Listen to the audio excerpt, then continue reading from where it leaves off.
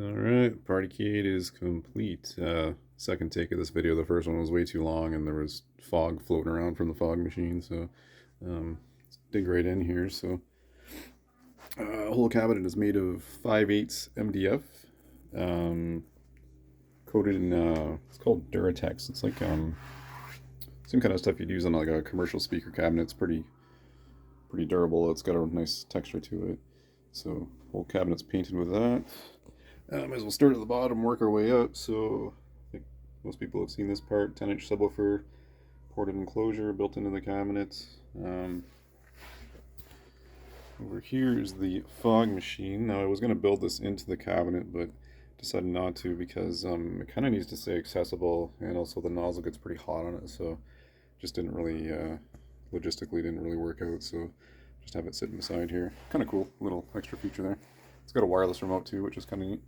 In the back, you got your casters for easy movement. The whole cabinet probably weighs about, I don't know, maybe 200 pounds, something like that. Maybe not quite that much. It's pretty easy to move around though. And then at the back here, you got the standard AC plug, same type you'd use in a computer or whatever. The power switch there, the glowing power switch you can see. So pretty easy to hook up to power. And moving along, got the functional coin door. So this is fully functional, so meaning when you put a quarter into it, it'll register a coin being inserted in an arcade game. So player 1, player 2 slots. It's got the locking mechanism on the front. Now this is kind of neat because it's set up so that you can either have it just accept coins, or these two switches on the top, when they're in the on position, they actually activate the coin buttons, which are there and there. So if you want to have it set so that it just activates by putting quarters, and you can turn the switches off, and then these buttons are disabled. So if you want to make some money, then that's the way to do it. Also, you can kind of access some things inside there from this door. Not really much to see in there, but computer guts, amplifiers, that sort of thing. There is a USB hub mounted here too, just in case if you want to plug in like a different controller. Some of the games don't really work well with arcade controls, like Nintendo 64, for example. You would need an analog controller, so that's just so you can easily plug one in if you need to. Yeah, whole cabinet's covered with T-molding on the edges. This interesting silver stripe stuff. Looks pretty cool. Moving up to the control panel. So this thing, it's all connected through a controller board that essentially translates all the buttons to USB. So, and it also controls the lighting.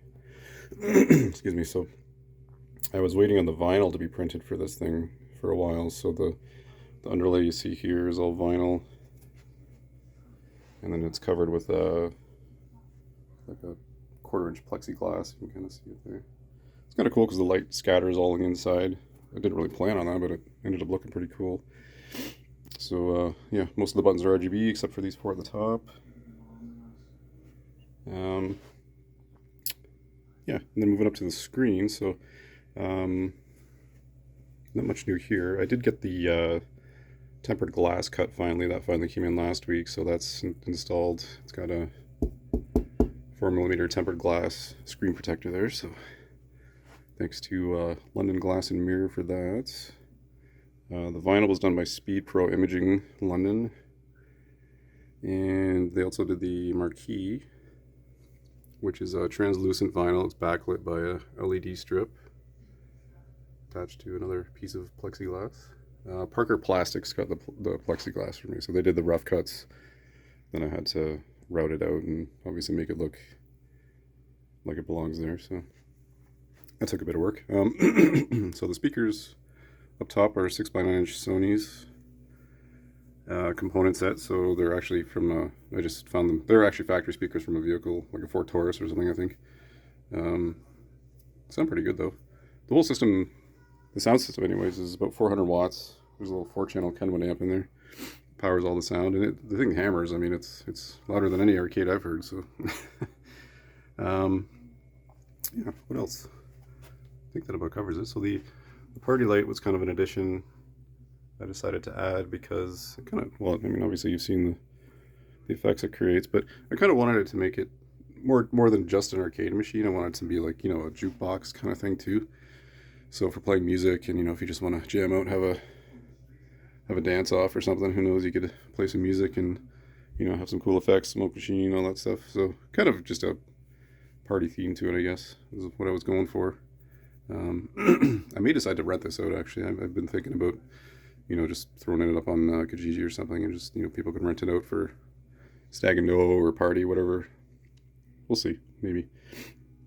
What else to say? So, yeah, the system, it's all running on a Windows PC, nothing special, just a standard Windows 10 PC.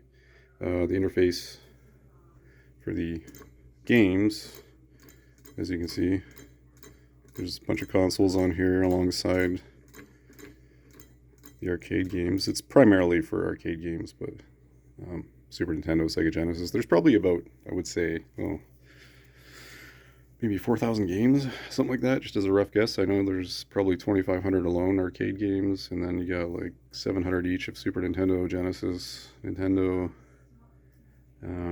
So yeah, there's plenty to do. The RGB, beyond just looking cool, actually serves a purpose, especially in arcade games, because if you select a game, so you want to play some, I don't know, Marvel vs. Street Fighter. So the buttons will light up, telling you which ones are active for the current game you have highlighted. So obviously not all games are going to use this 6-button layout, or 7-button, I guess. This one down here is for Mortal Kombat 3. So, so it'll tell you which buttons are active just by lighting them up like that. And then when you actually go into the game, after it loads, does a cool little light dance there, and then if you pause it, pause the game. This is a MAME only feature, so only arcade games. So if you pause it, it'll actually describe what the buttons do. So punch, jab, punch, strong, punch, fierce, kick, short, kick, forward, kick, roundhouse. Yeah, so if you're not sure what the buttons do, it will tell you.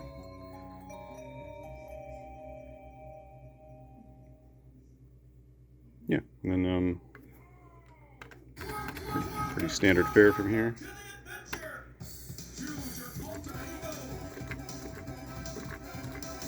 I didn't play this game a whole lot in the arcades, but